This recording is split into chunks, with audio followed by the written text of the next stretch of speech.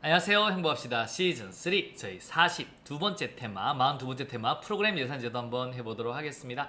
자, 일단 이 프로그램 예산제도를 하기 전에 원래는 어떤 예산이 가장 기본이면 품목별 예산이 가장 기본이에요. 오케이? 그래서 우리는 뭐 인건비 얼마다, 아니면 우리 컴퓨터 사는데 얼마다, 물품비 얼마다, 이런 식이 가장 기본이었는데요.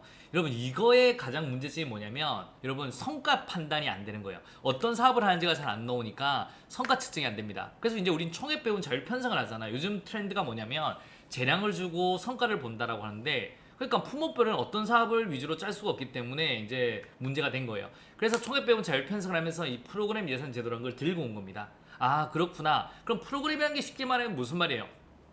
사업별 예산 제도라고 보시면 돼요. 그러니까 말이 힘들어서 그렇지 프로그램 뭐지? 그냥 사업별로 예산을 짠다라고 보시면 굉장히 간단해집니다. 오케이? 이렇게 한번 보시면 되고 바로 내용으로 들어가도록 하겠습니다. 자, 동일한 정책 목표를 가진 단위 사업들을 하나의 프로그램으로 묶어서 예산 및 성과 관리의 기본 단위. 그러니까 이 프로그램이 뭐가 되냐면 기본 단위가 되는 거예요. 성과 관리의 기본 단위. 응? 그래서 성과 중심 프로그램으로 예산을 운영한다 보시면 돼요. 중앙정부는 2007년, 지방정부는 2008년에 도입됐다. 중앙 2007년, 지방 2008년, 그래서 중앙과 지방 다 합니다. 자, 일단은 한 번만 잠깐만 밑에 이게 제일 중요한 내용인데요. 한번 보시겠습니다. 입법 과목 간의 상호 융통, 우리 이용이라고 배웠죠. 그 다음에 행정 과목 간에 서로 상호 융통하는 걸 전용이라고 배웠습니다. 오케이? 그래서 입법 과목을 상호 융통하려면 국회의 의결이 필요하고, 그 다음에 기재부 장관의 승인이 필요하고, 행정 과목 간에 상호 융통하려면 국회 의견은 필요 없고 기재부 장관의 승인만 있으면 되고. 그래서 이제 보통은 장관을 기능별 분류라고 하는 거고요. 사업별은 항세항, 세세항을 사업별 분류라고 하는 거고요. 품목별을 목과 세목입니다. 그러면 과거에는 어떻게 보통 예산을 짰냐면, 품목별 예산은 어떤 사업을 하는데 뭐가 필요합니다. 그래서 돈이 얼마입니다. 이렇게 나왔다고요. 그러니까 우리 어떤 세부 사업을 하는데 만약에 인건비 안에 뭐 물품비 얼마미, 여비 얼마고 얼마 이래서 총 예산이 얼마 이런 식으로 짜졌다고요. 아시겠습니까? 그래서 요거 위주로 짰어요. 품목분량은 목과 세목을 쫙 짜가지고 총액이 결정되는 거예요. 그러니까 기본적으로 어떤 큰 사업을 하는지는 잘 모르는 거예요. 그러니까 요게 나오고 요게 나오니까 이런 큰 사업들을 모르는 거예요. 세부 사업 요거 얼마다 이렇게만 나오니까. 그러니까 독거노인 보호 지원, 맞죠? 독거노인, 그래서 뭐 여비 중에 국내여비 얼마 이런 식으로 요걸 기준으로 짜니까 요것만 봐서는 크게 이게 어떤 사업을 주로 하는지는 잘 모른다는 거예요. 요런 세부 사업 말고 큰 틀을 모른다고 하는 거예요. 그래서 이제 안 되겠다 싶은 거죠. 그래서 우리 총액 배분 자율 편성을 하면 여러분 국가 재정 운영 계획을 만들고, 여러분 자, 우리 기재부가 분야 부문까지 총액을 떨어뜨려 주잖아요. 그래서 자, 한번 그려 보도록 할게요. 우리 기본적으로 국가 재정 운영 계획을 5년짜리 딱 만들고 그의 총액이 정해지고 분야 부문까지 총액을 딱 기재부가 떨어뜨리잖아요. 아시겠습니까? 그러니까 여기 분야 부문 여기까지 총액이 딱 떨어져요. 그러면 이제 요 총액을 가지고 요걸 짜는 거예요. 그러니까 우리 기본적으로 행정부 쪽에서는 요런 단위 사업을 모아서 요 프로그램을 짤 수 있는 거예요. 요 총액 안에서. 그러니까 요걸 마음대로 짜니까 잘 짰냐 못 짰냐에 따른 성과에 대해서 평가를 요걸로 하는 겁니다. 그러니까 기본적으로 보다 아하, 요 프로그램을 짤 수 있냐, 이걸 재량을 준다. 그래서 요거를 짜는 예산이 프로그램 예산이구나 라고 보시면 돼요.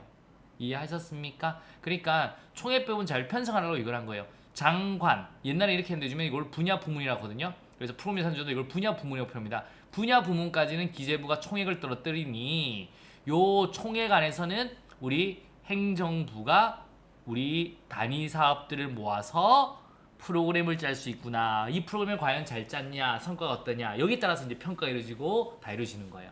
그래서 프로그램 예산을 하는 겁니다. 이해하셨습니까? 그러니 옛날 품목부 예산은 요거 기준으로 짜니까 어떤 일을 하는지 모르고 성과 판단이 잘 안 돼요.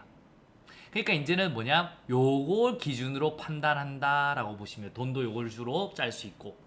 아시겠습니까? 자, 한번 보세요. 장관항, 세항, 세세항, 목, 세목.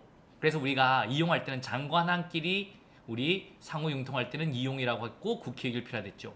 요 세항목을 행정 과목이라 했잖아요. 세항목. 요 세항목은 기재부장관의 승인만 있으면 전용할 수 있다라고 했잖아요. 아시겠습니까? 오케이? 이렇게 보시면 되고, 그걸 이제 프로그램 예산에서는 뭐라고 표현하냐면 분야, 부문, 프로그램, 단위 사업 이렇게 가는 겁니다. 이해 한번 해주세요. 그래서 우리 실제로 두 개 다 쓰고 있습니다. 지금은. 그래서 이 품목별은 기본이기 때문에 다 쓰고 있다라고 보시면 되고요. 요거 위주로 짜가지고 금액이 나오면 품목인 거고, 여기로 딱 주로 짜는 거는 기본적으로 프로그램이다 라고 보시면 되겠습니다. 자, 이제 한번 보실까요? 그래서 항상 프로그램 예산 나오면 반대로 품목별 예산하고 비교하는데, 품목별 예산은 투입 중심의 지출 품목별 통제를 하는 거예요. 그러니까 내가 뭐 하는데 엄마 나 우리 엄마 이렇게 하죠. 품목 예산 이거 아주 간단해요. 엄마 나 공부해야 되는데 연필 3개 필요하고 노트 2개 필요하고 그 다음에 옷도 2벌 필요하고 운동화도 2개가 필요해. 이렇게 가는 게 품목이에요. 그럼 엄마 그럽니다. 이 새끼야, 니 운동화 왜 2개나 필요하노? 하나만 하자 라고 까버리는 거예요. 이렇게 가는 게 투입 중심의 지출 품목별 통제를 하는 겁니다. 그리고 품목과 단가를 적용하죠. 엄마 나 운동화 하나에 10만 원인데 2개 살게. 그래서 20만 원 줘야 돼. 이렇게 짜는 게 우리 예산의 편성을 이렇게 품목별 하는 거예요. 그 다음에 집행 및 결산입니다. 예산의 편성과 재원의 할당에 중점 두는 재정 운영을 하는 거고, 숫자 금액 나열수입니다. 그래서 엄마 나 펜 하나에 10,000원이고 3개는 3만원, 운동화 하나 10만원인데 2개니까 20만원, 그래서 다 합쳐서 23만원 줘. 이렇게 하는 게 품목별 예산인 거고, 프로그램 예산은 이겁니다. 엄마가 야 너한테는 지금 우리 교육비로는 일단은 뭐 너한테 아들 너 하나밖에 없으니까 100만원까지 있으니까 네가 알아서 100만원에서 뭐 할지 잡아. 엄마 나는 100만원 가지고 기본적으로 나의 미래를 위해서 뭐 어떤 걸 공부를 할 거예요, 뭘 할 거예요, 이런 거 하는 겁니다. 그렇게 짜는 거예요. 그래서 이제 여러분이 막 합격을 했다. 어머 아이고 우리 아들 잘했구나 이렇게 하는 겁니다. 여러분 아시겠습니까? 장기적이고 사업 성과 목표의 달성이 관리 단위고, 예산 규모 한도 내에서 사업에 기초한 예산 편성을 하는 거예요. 자율성과 책임성을 강화. 그러니까 이제 여러분이 프로그램을 짰기 때문에, 행정부가 짰기 때문에 이제 자율성이 있는 거죠. 그에 대한 성과가 나와야 되니까 책임성을 강화할 수 있는 겁니다. 그리고 이제 정책 우선순위에 의해서 예산 할당, 정책 어떤 사업 단위 재정 운영 성과를 제고할 수 있다. 딱 기본적으로 여러분이 프로그램을 짜니까 여기에 대한 성과가 나오기 쉽고, 사업 내용을 알기 쉽게 작성할 수 있습니다. 엄마 나의 미래를 위해서, 공부에 대한 미래를 위해서 나는 돈 얼마 쓸 거예요. 이렇게 하는 겁니다. 그래서 사업 내용을 알기 쉽게 작성한다. 이렇게 항상 두 개 비교해 보시면 돼요. 근데 실제로는 두 개 다 써요. 품목 예산하고 프로그램 예산. 품목 예산이 가장 기본이죠. 베이스죠. 자, 문제 바로 한번 풀어보도록 하겠습니다. 자, 1번부터 가보도록 합니다. 자, 동일한 정책 목표를 가진 단위 사업들 하나의 프로그램을 묶어 예산 및 성과 관리의 기본 단위로 삼다. 맞는 말 되겠습니다. 그래서 단위 사업, 여기서 보시면 이런 단위 사업도 있죠. 뭐 노인 돌봄 서비스, 노인 치매 서비스 이런 걸 모아서 다 같이 노인 의료 보장이다라고 보시면 되는 거예요. 그래서 이제 이걸로 돈을 이제 짜는 거죠. 그래서 성과 관리의 기본 단위다라고 보시면 되고, 우리나라는 지방자치단체가 2004년부터 중앙정부로 2008년부터 공식적으로 채택했다. 틀렸습니다. 위에서 나왔죠? 몇 년도요? 중앙은 2007년, 지방은 2008년이라고 하셔야 됩니다. 중앙은 몇 년이라고요? 2007년, 지방은 2008년이다 라고 보시면 돼요. 7급에서 가끔 이런 식으로 연도 가지고 많이 꺾는데, 여러분 보통 나머지를 정확히 보시면 이건 문제 별로 어렵지 않습니다. 자, 자원 배분의 투명성을 높일 수 있고 일반 국민의 예산 사업을 쉽게 이해할 수 있다. 맞습니다, 여러분. 그래서 어떤 사람한테 얼마 준다? 그러면 이제 여러분들이 재량을 주니까 그러니까 주인 대리 이론을 좀 막을 수 있는 거죠, 여러분. 그래서 어떻게 자원 배분이 좀 더 투명성을 높일 수 있는 건데, 왜냐면 자, 한번 생각해 봅시다. 품목별은 뻥튀를 하잖아요. 그러니까 까야 되는데, 자, 총액 안에서 네가 알아서 짜. 그러면 이제 굉장히 깔끔하게 잘 짠단 말이지. 그래서 자원 배분의 투명성을 좀 더 높일 수 있습니다. 주인 대리인의 문제를 좀 더 해소할 수 있는 거고요. 그 말이 자원 배분의 투명성을 높일 수 있다라고 표현 쓰는 겁니다. 그다음에 일반 국민이 예산 사업을 쉽게 이해할 수 있다. 맞죠? 사업별이니까 무슨 일을 하는데 얼마 할 거예요? 알 수 있죠. 우리나라가 도입한 배경은 투입 중심 예산 운영의 한계. 투입 중심 예산 운영이 뭐예요? 품목별입니다. 한계를 극복하자 한 측면이 있었다. 맞죠? 품목별로는 어떤 일을 하는지를 모르기 때문에 이제 성과 중심으로 바꿔야 되니까 프로그램 예산을 가져왔다라고 보시면 돼요. 정답은 몇 번? 2번이 되겠습니다. 자, 어려운 내용 잘 따라오고 있습니다. 조금만 더 따라오세요. 자, 세부 업무와 단가를 통한 예산 금액을 산정하는 상향식 방식에 사용하고 단년도 중심의 예산. 이거 틀렸습니다. 이건 뭐냐면 품목이에요. 품목별.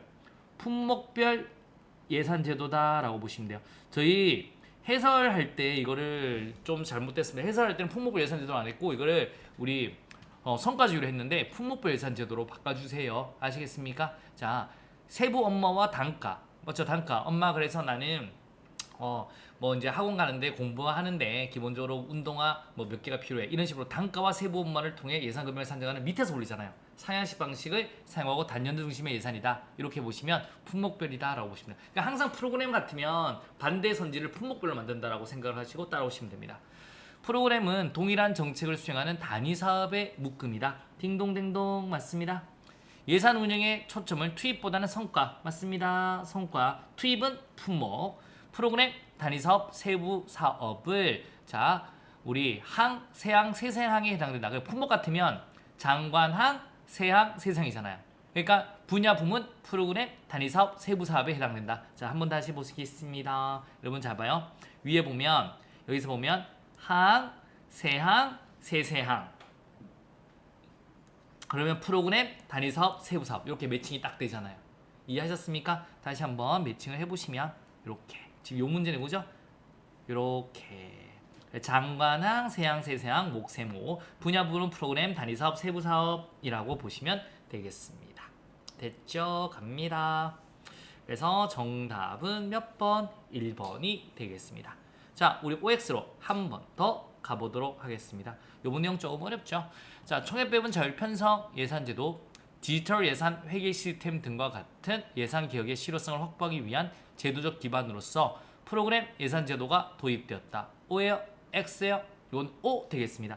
그러니 기본적으로 재량을 주고 성과 판단을 하기 위해서 총액배분 자율 편성 제도가 나왔는데 품목은 안 되니까 프로그램 예산제도가 가져온 거고 성과 측정을 정확히 해야 되는데 성과 측정을 하기 위한 단위가 품목은 안 나오잖아요. 그래서 우리 성과 측정을 하는 기본 단위를 프로그램으로 만든 거예요. 그래서 프로그램 예산제도가 가져온 겁니다. 기본적으로 아시겠습니까? 그러니까 총액배분 자율 편성에서 프로그램을 짤 수 있게 해주고 짤 수 있게 했기 때문에 성과를 보는 겁니다. 기본적으로.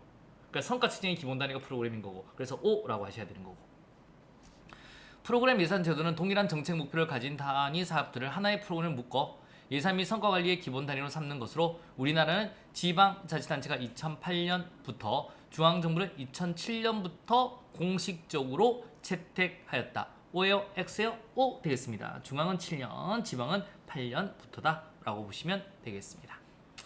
자, 우리나라의 정부 예산의 과목 구조 중 기능을 중심으로 장, 관, 항은 부문, 분야 아니죠. 분야, 부문 프로그램입니다. 세항은 단위사업. 그래서 뭐가 틀렸냐면 장은 장관항이죠. 분야, 관은 부문, 그 다음에 항은 프로그램, 그 다음에 세항은 단위사업. 이렇게 바꾸셔야 돼요. 그래서 O다 X다, X다 라고 하셔야 됩니다. 장관항, 오케이, 세항, 분야, 부문, 프로그램 이렇게 보시면 되겠습니다. X. 자, 키워드로 한 번 더 가보도록 하겠습니다. 자, 프로그램 예산 제도는 자원 배분의 투명성을 높일 수 있고 일반 국민의 예산 사업을 쉽게 이해할 수 있게 하며 모모 중심 예산 운영의 한계를 극복하고자 하는 측면이 있었다. 그러니까 품목별 예산의 투입 중심이죠. 투입 중심의 예산 운영의 한계를 극복한다. 그래서 뭘 한 거예요? 성과 중심으로 바꾸고자 했는 겁니다. 이렇게 머릿속에 탁 넣어두시면 되고요. 총액배분 자율 편성 예산제도, 디지털 예산 회계 시스템 등과 같은 예산 개혁의 실효성을 확보하기 위한 제도적 기반으로 뭘 했다고요? 프로그램 예산제도라고요. 아시겠습니까? 프로그램. 총액배분 자율 편성에서 프로그램을 짤 수 있는 재량을 줬고 이 프로그램을 기준으로 성과 측정을 하는 거고 이렇게 보시면 돼요. 우리나라의 무슨 예산제도의 프로그램, 단위사업, 세부사업은 품목별 예산체계는 항, 세항, 세상에 해당된다. 무슨 예산제도? 프로그램이라고 보시면 돼요. 프로그램 예산제도, 오케이. 프로그램 단위사업, 세부사업, 항, 세항, 세세항 이렇게 보시면 되겠습니다. 여러분이 좀 어려워하던 부분인데요. 이 부분 이렇게 한번 떼어내서 정리했습니다. 그러니까 혹시 문제에서 프로그램 예산제도가 나오면 항상 반대쪽으로 생각하실 게 우리 품목별 예산을 볼 수 있고 넣어두시기 부탁드리겠습니다. 아시겠습니까? 그래서 오늘 여기 자 따라보자. 장관항, 세항, 세세항, 목, 세목 여기 이제 품목별 분류인 거고요. 분야, 부문, 프로그램, 단위사업, 세부사업 이렇게까지는 우리 프로그램이다. 라고 머릿속에 한번 딱 넣어주시기 부탁드리겠습니다. 자, 오늘 굉장히 이거는 이제 한 5분 가까이 났는데요. 굉장히 중요한 부분이라 그렇습니다. 여러분이 잘 못하는 부분은 오늘 확실히 한번 정리했고요. 시험 문제 푸는 방식은 프로그램에 나오면 반대로 품목별을 생각해라. 여러분 깨끗하게 정리된다. 두 개 다 실제로 쓰이고 있다. 이렇게 생각하시면 됩니다. 좋은 습관이 합격으로 인도한다. 행복합시다 시즌 3 저희 42번째 테마였습니다. 굉장히 고생하셨습니다.